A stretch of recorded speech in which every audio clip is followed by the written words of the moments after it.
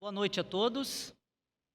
Agradecemos e louvamos a Deus pelo privilégio de estarmos na presença dEle mais uma vez. Nós não somos dignos nem de levantarmos a nossa voz ao Senhor, porque convenhamos, nós somos muito pecadores.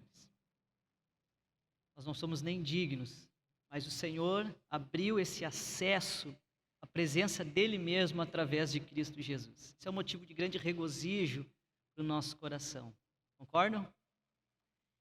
E como é bom nós termos a palavra de Deus. É como o Wildomar estava falando, a palavra de Deus é o grande guia. Muitas vezes nós ficamos um tanto quanto confusos. O que eu faço? Para onde eu vou? O que está acontecendo aqui dentro do meu coração, na minha mente, que eu não sei lidar muito bem com isso? O que eu faço com isso? Como é que eu chego no caminho certo? Como é que eu faço as coisas corretas, que eu tento uma vez, duas, três, mas eu falho? Daí eu me frustro, eu tento fazer certo de novo, eu falho de novo e me frustro. Você já teve essa sensação de tentar várias vezes melhorar alguma área da sua vida? E aí você erra e cai e você se sente frustrado. Talvez nós estejamos desejando essas mudanças com o nosso esforço. Mas a palavra de Deus, ela tem o caminho para as reais mudanças que nós necessitamos na nossa vida. Todos nós necessitamos. Então quero te convidar a abrir a palavra de Deus lá no livro de Gálatas. O apóstolo Paulo, ele escreveu essa carta, essa missiva, a várias igrejas da região da Galácia, que hoje é a atual Turquia. Naquela região da Galácia existiam cristãos, várias igrejas, muitas orientações Paulo está dando, e nós já estudamos ao decorrer da carta, orientações mais teológicas, conceitos corretos a respeito de Deus, conceitos corretos a respeito da salvação. Entretanto, Paulo, ele vê a necessidade de ajudar os irmãos na vida prática. Eu posso ter até uma ideia correta sobre Deus, uma ideia teológica correta sobre salvação. Mas como que eu vou agir no dia a dia? Como é que eu venço aqueles desejos da carne que são tão impulsivos no dia a dia? Quando eu me percebo, eu já falei. Quando eu percebo, eu já fiz. Quando eu percebo, eu já falei o que não devia, né? Então isso vai mais do que ter conceitos corretos. Como segurar esse ímpeto que está no nosso coração? São questões práticas de uma caminhada cristã, de quem quer agradar a Deus. Paulo entra para o final da carta nessas questões práticas. E nós estamos estudando então Gálatas capítulo 5.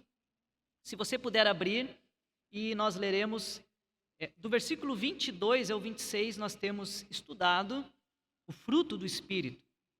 Temos estudado isso nos últimos dias. Em contraponto ao fruto do Espírito, nós temos estudado as obras da carne. E a gente já viu que as obras da carne estão ancoradas nos desejos pecaminosos. Aqueles desejos que eles são tão fortes dentro de nós que nós estamos dispostos a desagradar a Deus, mas para satisfazer o que nós queremos. E as obras da carne são fruto de um esforço meramente humano. Paulo contrapõe as obras da carne com o fruto do Espírito. Fruto é algo natural. Você vê, eu tenho umas árvores no fundo de casa. Então a gente vê a natureza perfeitamente. A gente vê, eu e a Sabrina lá, olha lá as florzinhas. Daí a gente já vê, né? Vai dar bastante fruta, porque já tem aquelas folhinhas antes. Então já é um sinal. Aí começa a vir a fruta, e ela vai crescendo devagarinho. Já tem bastante, só falta amadurecer. E aí começa a gente vê todo o processo que é natural. Então Paulo contrapõe obras da carne como um esforço humano com fruto do Espírito. O Espírito Santo, que é o próprio Deus agindo no nosso coração. Então a palavra de Deus nos guia como nós vencemos aquelas coisas práticas da vida que nós nos sentimos na lona, derrotados muitas vezes, frustrados. Eu quero mudar e não consigo. Eu acho que não sou só eu que já tive esse sentimento aqui, todos nós. Talvez estejamos com o nosso próprio esforço tentando mudar. Mas o fruto do Espírito, Paulo então, aqui em Gálatas vai nos apresentar como que isso acontece. Quero reler pelo menos uma parte do texto que nós já lemos na semana passada. E eu quero focar em 3 características do fruto do Espírito nessa noite. Mas vamos ler o texto bíblico primeiramente. Versículo 22 e até o 24, vamos ler. 22 ao 24. Mas o fruto do Espírito é amor, alegria, paz, longanimidade, benignidade, bondade, fidelidade, mansidão e domínio próprio. Contra estas coisas não há lei. E os que são de Cristo Jesus crucificaram a carne com suas paixões e concupiscências. Vamos orar? Senhor Todo-Poderoso, nós te agradecemos pela Tua palavra, que é a verdade. A Tua palavra é a revelação da vontade do Senhor para nós. É a Tua palavra que nos guia. E nós te pedimos, Deus, e clamamos por socorro. Nessa noite nós necessitamos mais e mais da orientação da Tua palavra e do agir e da ação do Senhor nos nossos corações. Nós reconhecemos nessa noite que nós somos necessitados, Pai.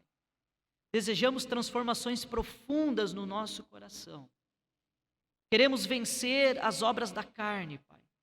Termos uma vida de regozijo e que agrade inteiramente ao Senhor. Nos ajuda e nos dê compreensão através do Teu Santo Espírito, Pai, em nome de Cristo Jesus, que nós assim oramos. Amém e amém. Então temos como título da nossa meditação, que já começou na semana passada, Compreendendo o fruto do Espírito. E na semana passada nós avaliamos aí 3 características que dizem respeito ao nosso relacionamento com Deus. Nós lemos agora 9 características do fruto do Espírito. Mas semana passada nós estudamos um pouco a respeito do amor, da alegria e da paz. E agora nós vamos ver mais 3 características desse fruto. É um único fruto, e semana passada eu falei sobre isso. Um fruto tem várias características, às vezes o cheiro, a cor, a textura, o tamanho. Ou podemos imaginar uma bergamota que tem vários gomos. Então você vai comendo um por um. É um único fruto que tem várias características. Só que hoje nós vamos ver 3 características desse fruto que está relacionado com a nossa convivência com o próximo. Os 3 primeiros a gente viu que está relacionado com Deus, amor, alegria e paz. Mas agora estas estão conectadas com o próximo, longanimidade. Nós já vamos ver, talvez você esteja pensando, essa palavra é um pouco difícil, André, eu preciso entender o que é isso. Vamos entender.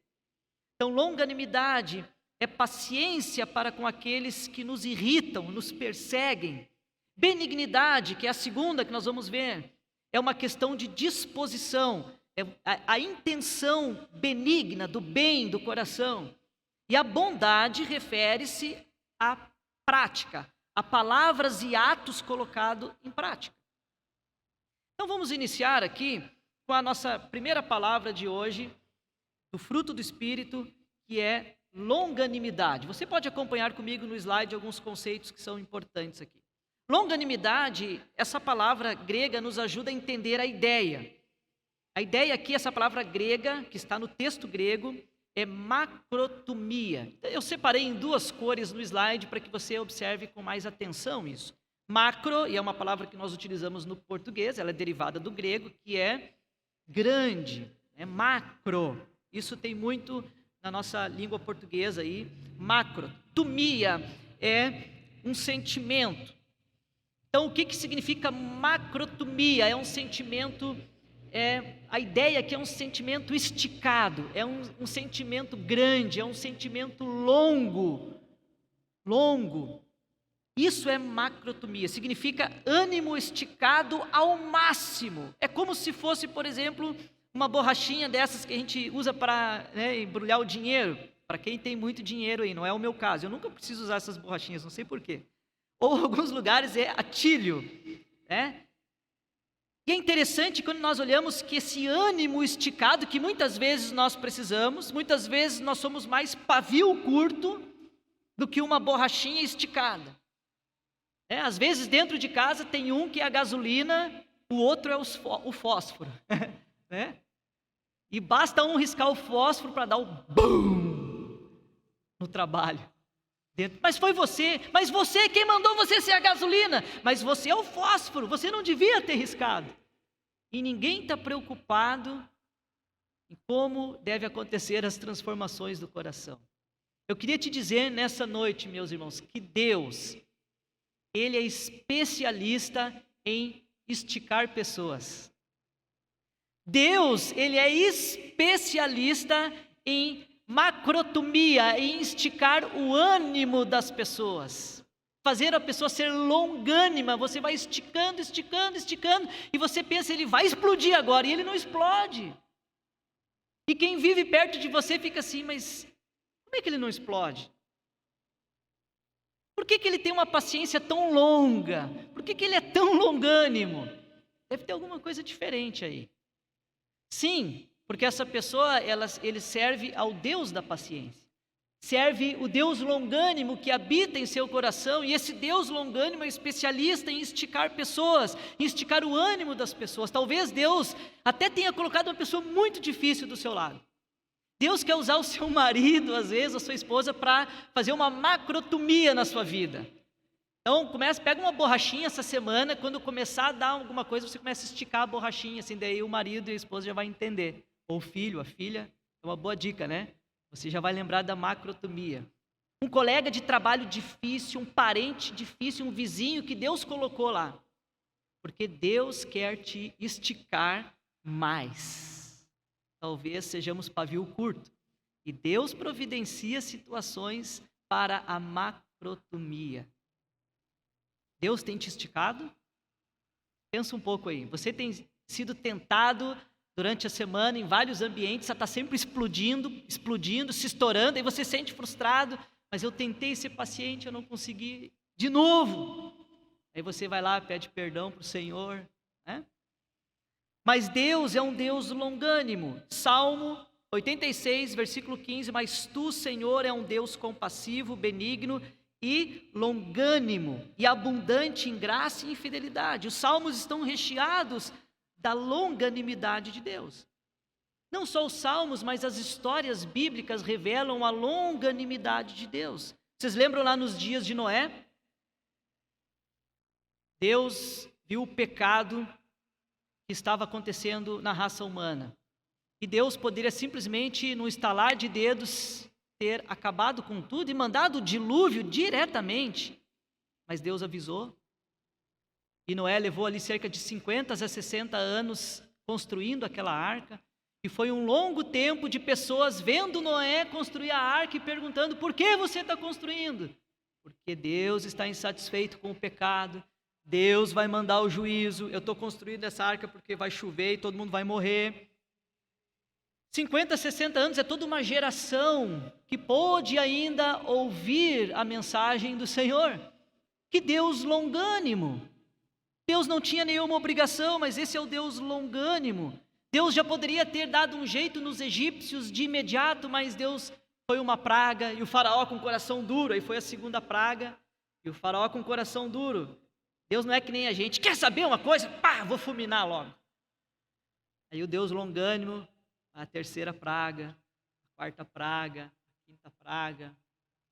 Esse é o Deus longânimo. O apóstolo Paulo fala lá em Romanos também, ali no capítulo 2, versículo 4, capítulo 3 e 26, que Deus foi longânimo em todo o Antigo Testamento. A paciência de Deus foi evidente, aguentando, suportando o pecado de todas as pessoas, de todas as gerações do Antigo Testamento, aguardando a chegada do Messias, que faria expiação pelo pecado de todos.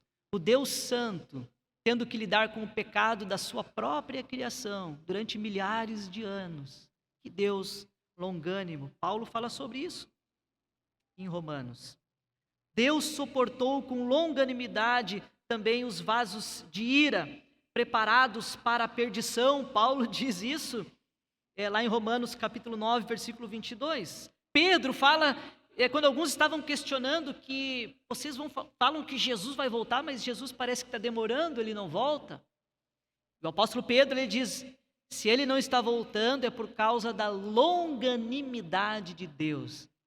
É porque Deus ainda está paciencioso e Ele é longânimo e Ele ainda quer que alguns se salvem. Ele virá no tempo certo. É por causa da longanimidade de Deus.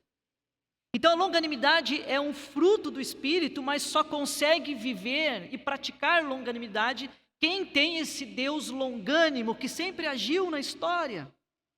Meus irmãos, nós devemos refletir a paciência de Deus. É fácil dizermos, eu acredito em Deus, eu vou na igreja, eu sou um cristão, eu acredito na Bíblia. E nós sermos um pavio curto, já ofendermos facilmente, já alterarmos o nosso tom de voz facilmente. Cadê o Deus longânimo que dizemos conhecer? Pense nisso. Nós devemos refletir a paciência de Deus. Aqui no slide você pode acompanhar esse versículo, Romanos 15, 6 e 7. O próprio Paulo, que por 3 vezes fala dessa longanimidade, essa paciência esticada de Deus em Romanos, no mesmo livro de Romanos, Paulo vai nos dar essa ideia, que esse mesmo Deus longânimo que habita em mim e em você, deve ser evidenciado nas nossas vidas. Romanos 15, 6 e 7, leia comigo, está no slide. Ora, o Deus da paciência e da consolação vos conceda o mesmo sentir de uns para com os outros. Veja a palavra paciência, algumas Bíblias até trazem a tradução de longanimidade, que é paciência. É o ânimo esticado, é a macrotomia. O Deus da paciência vos conceda esse mesmo sentir uns para com os outros. Segundo Cristo Jesus, para que concordemente e a uma voz glorifiquem ao Deus e Pai do nosso Senhor Jesus Cristo. Deus será exaltado, Deus será glorificado quando nós tivermos uma paciência esticada, um ânimo esticado, quando nós formos longânimos no nosso dia a dia. O certo é que nós somos tentados, meus irmãos, muitas vezes a não sermos longânimos. Talvez você se sinta um pouco frustrado, mas isso aconteceu com vários personagens da Bíblia. Jonas, por exemplo, Deus disse para ele ir a Nínive pregar, e ele tentou fugir, e Deus colocou ele na barriga de um grande peixe. Vocês conhecem essa história? E o peixe foi lá e vomitou Nínive, ele de volta na praia, e ele teve que percorrer até Nínive para cumprir a missão que Deus tinha dado para ele. E ele pregou sobre o pecado daquela nação e a ira de Deus. E surpreendentemente, o que aconteceu? Nínive se arrependeu do seu pecado. Eles em prantos se vestiram de pano de saco, proclamaram um jejum, se arrependeram diante daquela mensagem da ira e do juízo de Deus. E Deus, que tinha dito através de Jonas que ia destruir aquela cidade por causa do pecado, Deus, não vou mais destruir, porque Deus é longânimo. Mas Jonas pensou o quê? Jonas ficou muito frustrado. Jonas era meio pavio curto, né? Senhor, manda fogo, destrói esses pecadores. Jonas ficou frustrado. E o que diz lá em Jonas, capítulo 4, versículo 2? Falando da frustração dele com Deus, e Deus chama a atenção e puxa a orelha de Jonas. Jonas diz assim: foi por isso que me apressei em fugir para Tarsis. Eu sabia que tu é Deus misericordioso, compassivo e longânimo. Senhor, foi por isso que eu fugi, porque eu sabia que o Senhor é longânimo. Jonas tinha consciência do caráter de Deus de longanimidade, mas na prática ele estava frustrado. Ele queria mesmo que Deus tivesse fulminado todo mundo. E nós temos vários exemplos na Bíblia a respeito disso, de pessoas que muitas vezes elas não conseguem refletir a longanimidade de Deus e lutam com isso no seu dia a dia. Então a longanimidade trata-se da paciência para suportar injúrias de outras pessoas. Descreve o homem que, tendo condição de vingar-se, ele não faz. Isso é ser longânimo. Pedro, certa vez o apóstolo se aproximou de Jesus e outras pessoas em volta. E era uma pergunta que tinha na mente dos religiosos: quantas vezes nós devemos perdoar uma pessoa? Quantas vezes, Senhor, por dia nós devemos perdoar? Então existiam muitas teorias, eles pensavam muitas coisas. E aí Jesus vira para Pedro, e Pedro pergunta, será que é 7 vezes que nós devemos perdoar? Como é que é, Senhor? E Jesus diz assim, nós devemos perdoar 70 vezes 7. Jesus não queria fazer um teste com Pedro de tabuada, quero ver se ele vai responder rapidinho, né? Tá, tanto. Não era teste de matemática. Mas Jesus criou um exagero ali. Se eles tinham 7 em mente, perdoar 7 vezes, Jesus falou, 70 vezes 7, Jesus quis dizer assim, são muitas vezes que a pessoa vai cometer o mesmo erro, vai errar, e você não vai se estourar com ela. Você não vai xingar, você não vai explodir, você não vai ofender, você não vai dar uma retaliação. Você não vai punir do seu jeito aquela pessoa. Difícil essa mensagem de Jesus para todos nós, né? E ali Jesus estava ensinando o quê? A longanimidade. 70 vezes 7.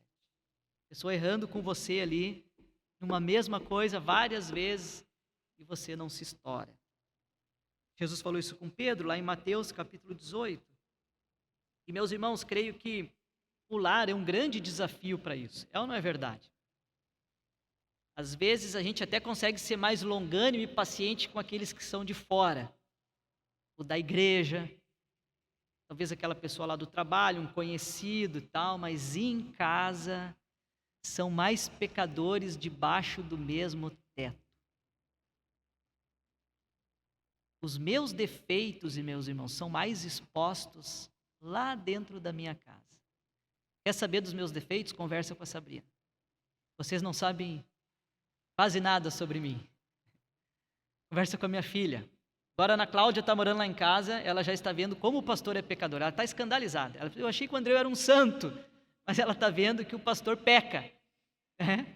Mas eu estou vendo os defeitos dela também. Estou de olho. O ambiente do lar é mais difícil, aquele relacionamento do dia a dia, marido e mulher, filho, filha, e aquelas manias, deixou a toalha assim, não fez aquilo, deixou um calçado sujo, não fez... É tanta coisinha, é tanto detalhezinho, quando vê que vira uma guerra dentro do lar. Eu estava conversando com uma pessoa, né, um casal aí, pouco tempo atrás, e ele me relatando, ele falou assim, depois a gente parou para pensar, mas por causa da louça, virou a guerra o nosso final de semana. Por causa da louça. Se ofenderam, brigaram, trouxeram coisas do passado, jogaram um na cara do outro, por causa da louça. Quantos detalhes do dia a dia que nos irritam, nos tiram a paciência. Então assim, a partir de hoje, não veja aquela pessoa dentro do lar como um inimigo seu. Veja ela como um instrumento de Deus para esticar mais o seu ânimo. Pensa assim, Deus está me esticando. Amém. Glória a Deus, Senhor. Faz assim, né? Em vez de soltar uma palavra dura, Deus quer trabalhar nos nossos corações a longanimidade. O Deus longânimo deseja esticar nossa paciência. Quando somos longânimos, refletimos o Deus que nós servimos. Você tem reagido rápido demais quando as coisas não saem do jeito que você gostaria? Você tem sido mais um pavio curto? Pense nisso nessa noite. E você tem buscado com as suas próprias forças? Você não vai conseguir. Você vai se sentir muito frustrado. Agora, nós estamos estudando o fruto do Espírito. Somente com a habitação do Espírito Santo em nossa vida que nós vamos conseguir produzir esse fruto. Vamos seguir em frente. Nossa segunda característica de hoje é a benignidade, tá bom?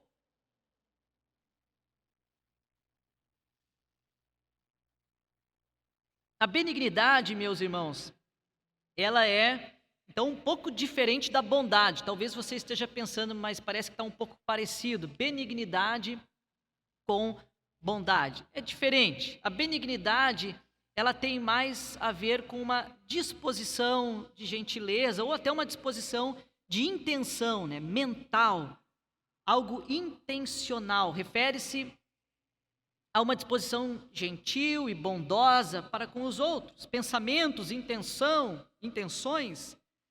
É isso que se refere à benignidade. Aí, para nós entendermos bem, talvez podemos pensar o contrário da benignidade. O contrário da benignidade é o quê? A malignidade. A gente já começa a costurar um pouco melhor essa ideia de benignidade. A benignidade não é o ato em si. Porque eu até posso fazer uma coisa boa para alguém com uma intenção ruim por trás. Então a benignidade tem a ver com algo interno, com uma intenção, uma disposição mental. É isso que é benignidade. E ela é contrária à malignidade. A malignidade é uma disposição malvada, uma pessoa maligna, ruim. E quando eu penso em malignidade, eu lembro de Lameque, lá no capítulo 4 de Gênesis, versículo 22, lá a descendência de Caim, né? Um dos descendentes lá de Adão e Eva, logo nas primeiras genealogias, tem o Lameque. Tem um Lameque lá. E esse Lameque, ele era terrível. Está lá em Gênesis 4, se não me engano, versículo 22, 23, ele tinha 2 esposas, Ada e Zilda. E certa vez ele chega para as esposas e diz assim: um homem me feriu e eu matei esse homem. O que esse homem tinha no coração dele? Malignidade. E ele segue dizendo assim: e um jovem me pisou e eu matei ele também. Você imagina eu pisar no pé do Éder, daí o Éder me matar? Coisa terrível. Mas o Éder não vai fazer isso. Ele não está cheio de malignidade. Mas você imagina entre nós, por uma coisa assim, um pisou no pé do outro, matei. E ele falou para as esposas: um homem me feriu e eu matei, o outro me deu um pisão e eu matei ele também. E se Deus falou que quem ferisse Caim, porque Deus tinha proferido uma maldição a Caim, seria ferido 7 vezes, eu digo que quem me ferir será ferido 70 vezes mais. Ele proferiu algo maior que Deus tinha proferido. Ele pensou assim: se Deus deu uma maldição para Caim, quem é Deus? A maldição que eu dou é muito maior. Olha que coração maligno de Lameque. Meus irmãos, nós não somos filhos de Lameque, nós somos filhos do Senhor. Nós somos filhos de Deus. O que reina no nosso coração não é a malignidade. O que reina no nosso coração é justamente a bondade, porque Deus é bom. Salmo 36, 5. A tua benignidade, Senhor, chega até os céus, até as nuvens, a tua fidelidade.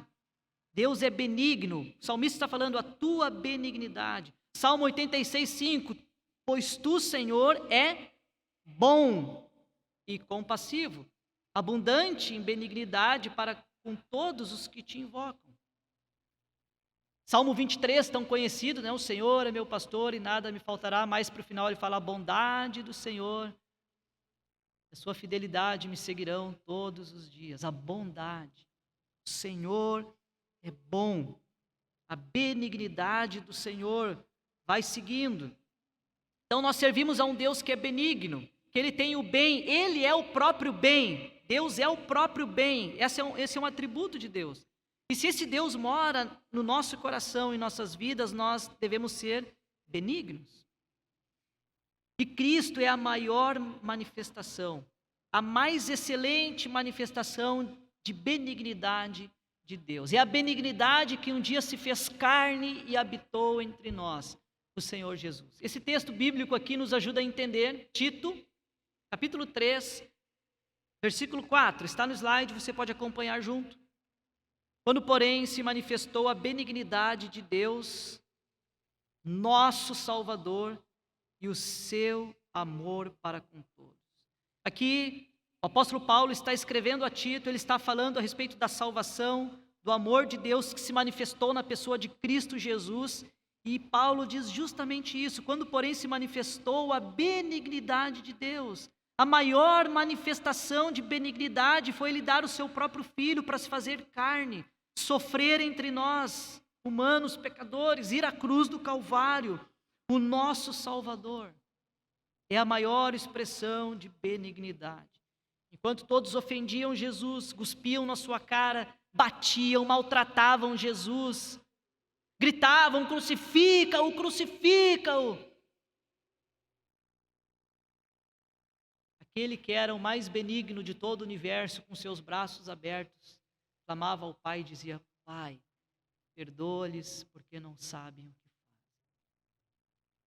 Ele estava cheio de benignidade para com os pecadores que o agrediam. Então, benignidade, meus irmãos, é uma disposição amável para com os inimigos.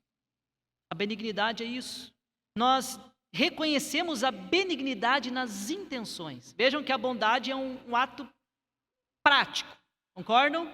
Falei isso. Benignidade, a gente vê isso nas intenções. E Jesus, ele percebia claramente nas mentes e nos corações das pessoas que focavam muito no externo. O que a pessoa faz ou não faz. E nós somos muito especialistas, né? De avaliarmos externamente. Até pautamos as nossas atitudes no que nós fazemos ou deixamos de fazer. Mas somos muito fracos em avaliarmos as intenções profundas. E Jesus fazia isso muito bem. Lá em Lucas, capítulo 6, versículo 35, Jesus, certa vez, ali conversando com aquelas pessoas que o cercavam, Jesus falou assim: olha, é muito fácil você amar aqueles que te amam. Isso todos fazem. Isso até o incrédulo faz. Isso até o ímpio faz. Ele ama aquela pessoa que ama ele também. E é cordial com ele. Jesus falou, isso é muito fácil.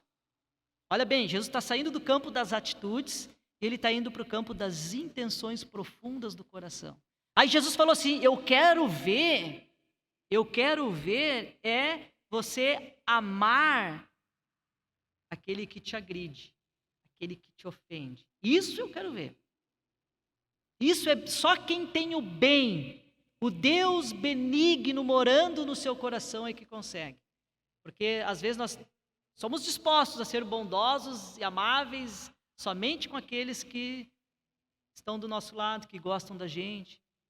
Quando nos ferem, da gente, você vai ver só. Né? Isso não é benignidade. Então Jesus lá em Lucas 6,35 diz assim, amai, porém, porque os que nos amam é fácil, né? Amai, porém, os vossos inimigos. Aí que revela a verdadeira intenção do coração. O que habita ali é o bem? Se é o bem, você não ama só quem te ama, você ama o inimigo. Amai, porém, os vossos inimigos. Fazei o bem e emprestai, sem esperar nenhuma paga. Será grande o vosso galardão e sereis filhos do Altíssimo, pois ele é benigno até para com os ingratos e maus. A referência aqui de Jesus falando é o Altíssimo que é benigno, e nós nos fazemos filhos desse Altíssimo quando nós refletimos essa benignidade, que é ser bom até com os ingratos e maus e inimigos. E Jesus ainda fala, fazei o bem e emprestai sem esperar nenhuma paga. A benignidade se revela quando nós não nos relacionamos no nível da troca. Nós não nos relacionamos no nível da barganha. O que você pode me oferecer como pessoa? Talvez você não me ofereça nada de bom. Pelo contrário, está agindo como um inimigo. Mas aí você pensa, mas eu não posso me relacionar nesse nível.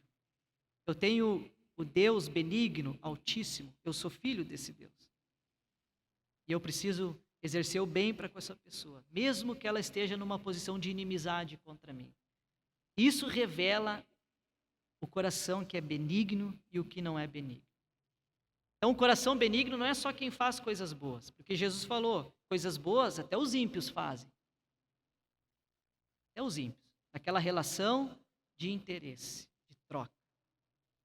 E o nosso mundo é assim. É um mundo de interesse e de troca.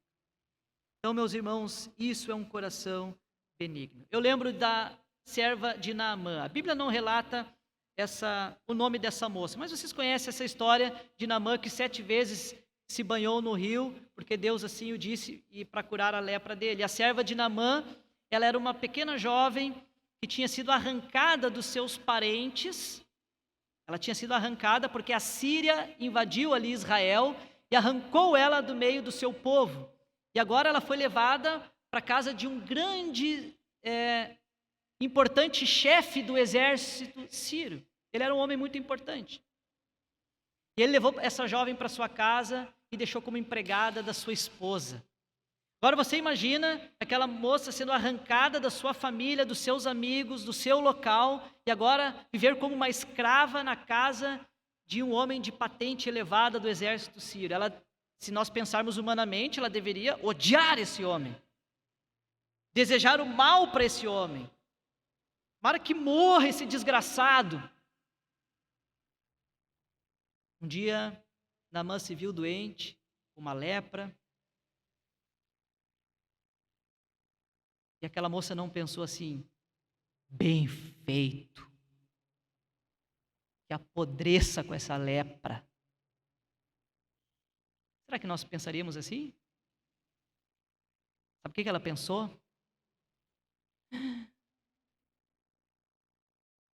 Se ele conhecesse o Deus de Israel, ele poderia ser curado e não sofrer mais dessa enfermidade. Ele foi lá falar com a esposa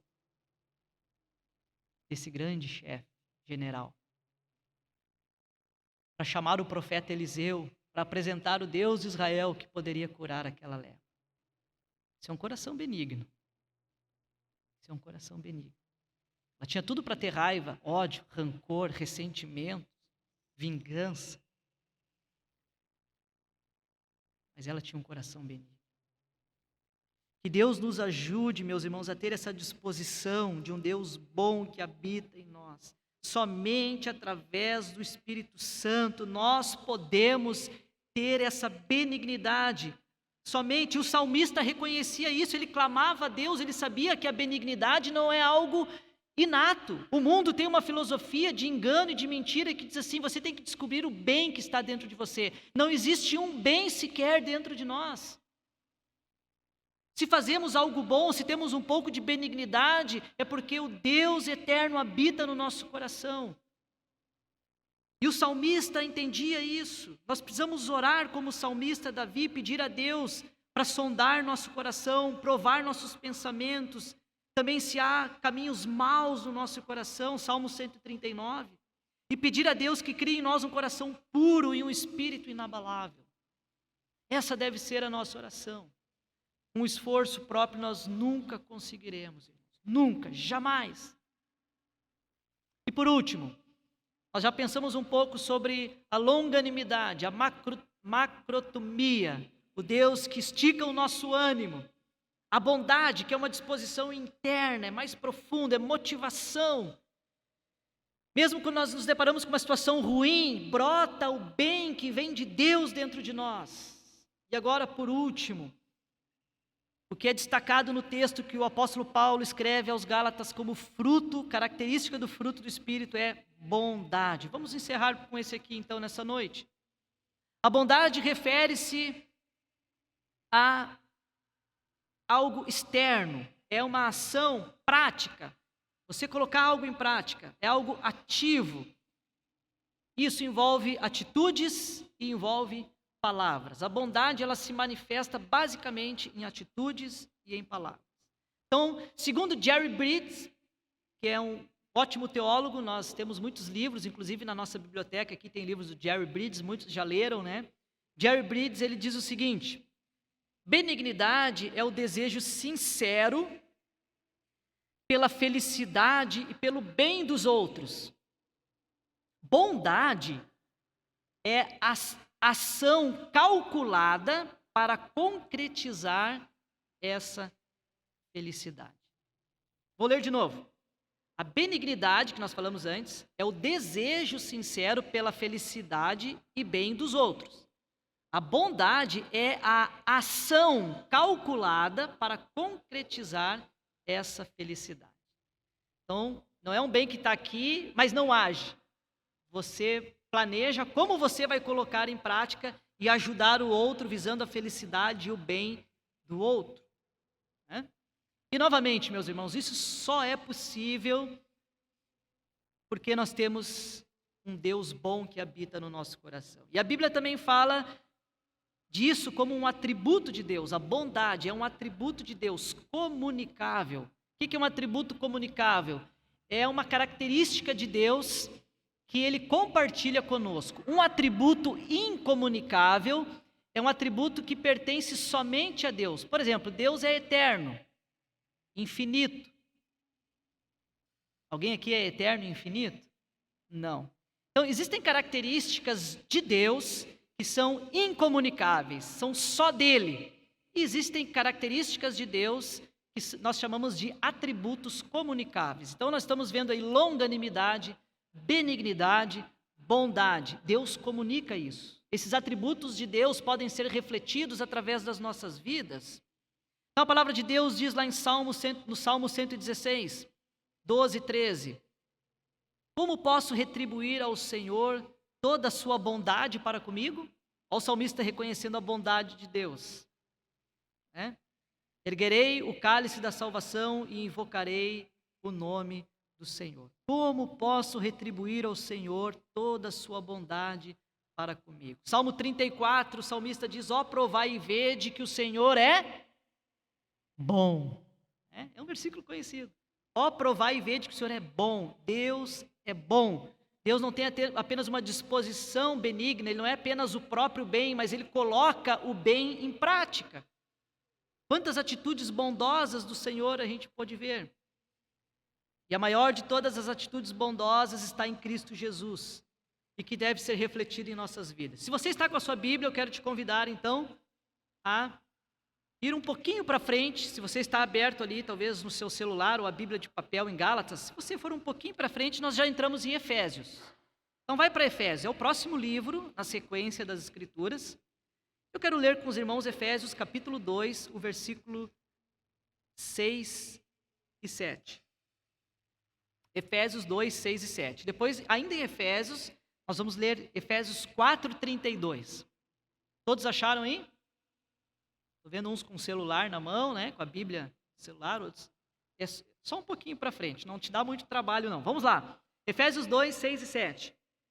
A bondade de Deus, é a benignidade de Deus sendo colocada em prática. Isso foi através de Cristo.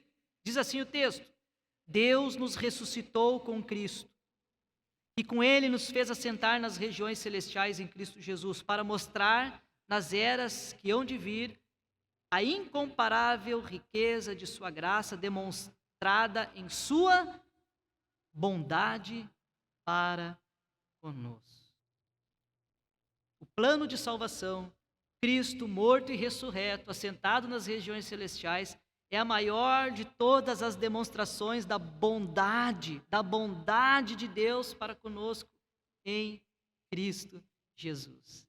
É o Deus colocando o bem, que Ele é o próprio bem, em prática. Vamos um pouquinho mais para frente? Então você vai um pouco mais para frente, Efésios capítulo 4, versículo 32. Vejam que essa bondade de Deus, que se manifestou em Cristo Jesus, ela deve ser uma característica na minha vida e na sua vida. Efésios 4, 32. O apóstolo Paulo diz assim: sejam bondosos e compassivos uns para com os outros, perdoando-se mutuamente, assim como Deus os perdoou em Cristo Jesus. Paulo está então encorajando os irmãos: olha, a bondade na vida de vocês deve ser algo evidente, deve ser uma marca, deve refletir Cristo Jesus, deve refletir o caráter bondoso de Deus. Façam isso uns para com os outros, bondade. Essa deve ser uma marca da igreja de Cristo. Enquanto o mundo vive na maldade, em agressão, fazendo mal um para com os outros, nós devemos ver a bondade no meio da igreja e no meio do corpo de Cristo. É isso que nós devemos ver. O mundo jaz nas trevas, meus irmãos. A pandemia está aí. E eu vejo um discurso de muitos que a humanidade vai ser diferente. As pessoas vão ser mais bondosas daqui para frente. Eu não estou vendo isso. Eu estou vendo gente querendo levar vantagem através do caos, políticos, questões de estrutura social, vacina, isso e aquilo, comércio, cada um pensando no seu. A pandemia não veio mudar a sociedade nem a humanidade. A crise só veio mostrar a podridão do coração do ser humano, a podridão, as trevas que a sociedade vive. É isso que a pandemia demonstra. Esqueça que a sociedade vai ser melhor, mais longânima, mais benigna, mais bondosa com tudo isso. Mentira do diabo. A pandemia não é o Espírito Santo. É o Espírito Santo que produz longanimidade, benignidade e bondade. É somente rendendo o nosso coração aos pés de Cristo Jesus. E o Deus eterno habitando no nosso coração pode produzir um novo ânimo, uma nova disposição, um novo desejo. Pandemia não faz isso, só revela a maldade do coração do homem. Quantas filosofias erradas se tem por aí, mentirosas. A gente vê a sociedade cada vez mais frustrada, depressivos. Estão acreditando numa mentira. Você quer vencer sobre todas essas coisas? Você quer ter vitória e ter uma vida longânima? E deixar de ser frustrado e pavio curto? Toda vez eu peco na mesma coisa. Eu quero ter uma disposição benigna, não quero ficar maquinando mal contra o outro. Como é que eu vou me vingar? Como é que eu vou punir? Ele vai ver só e você fica pensando naquilo, lavando a louça e remoendo. Não, eu quero ter benignidade. Você quer ter? Você quer ter uma atitude bondosa para com os outros?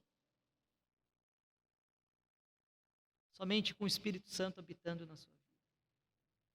Somente se rendendo a Cristo Jesus. Somente tendo uma vida com Deus que isso será possível. Então, para nós irmos encerrando, depois eu até vou colocar isso no grupo da nossa igreja, do WhatsApp, esse slide, né? Nós falamos que a bondade, ela se manifesta em atitudes, e a bondade, ela se manifesta também em palavras.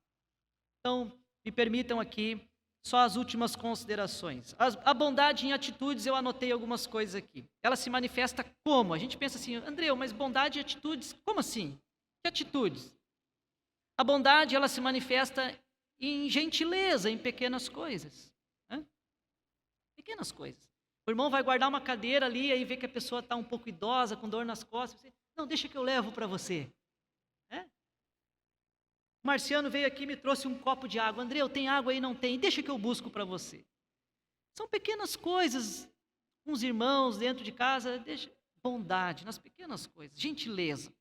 Também ela pode ter uma atitude já, vai aumentando, né? O grau aqui, a intensidade. Pode ser no serviço, em tarefas cotidianas, algo que já te dá um pouco mais de trabalho, né?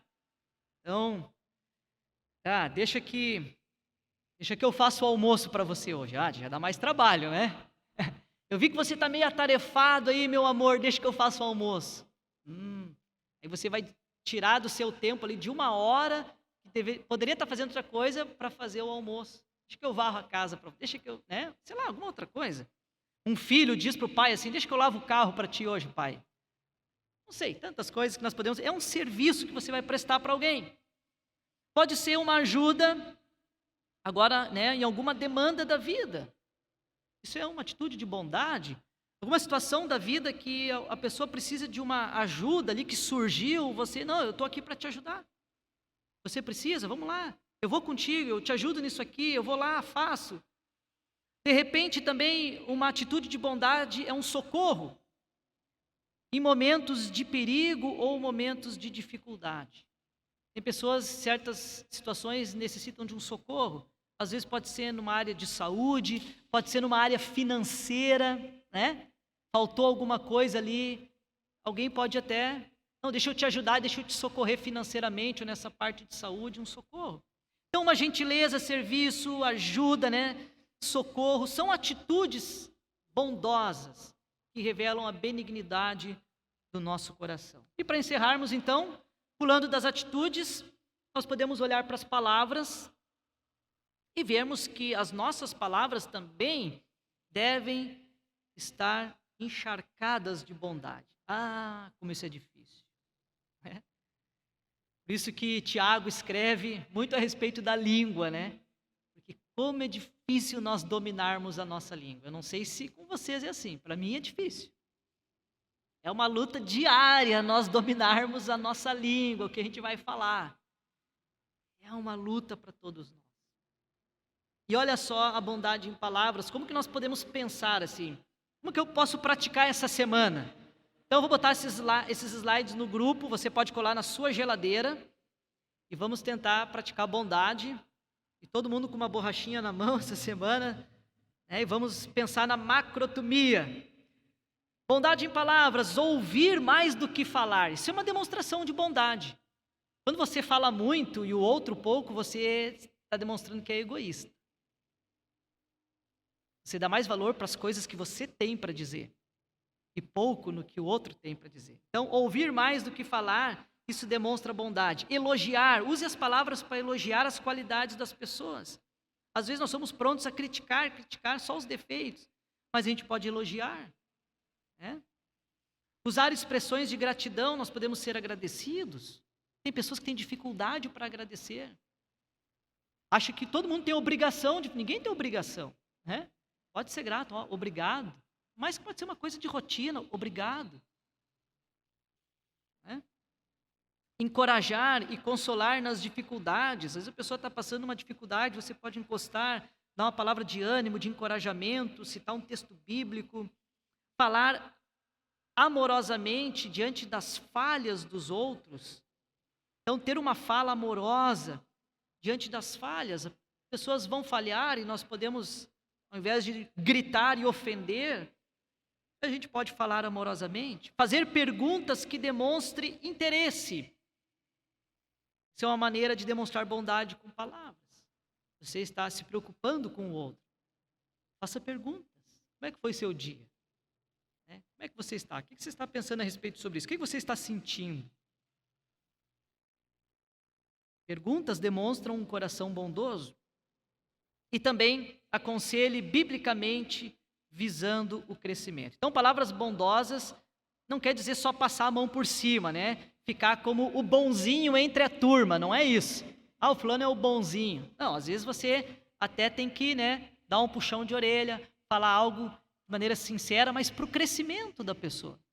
Visando o amadurecimento, o crescimento dela. Mas você pode, então, dar um conselho à luz das Escrituras. Olha, eu tenho percebido isso, mas a Bíblia diz isso. Né? Pensa, como que você tem agido?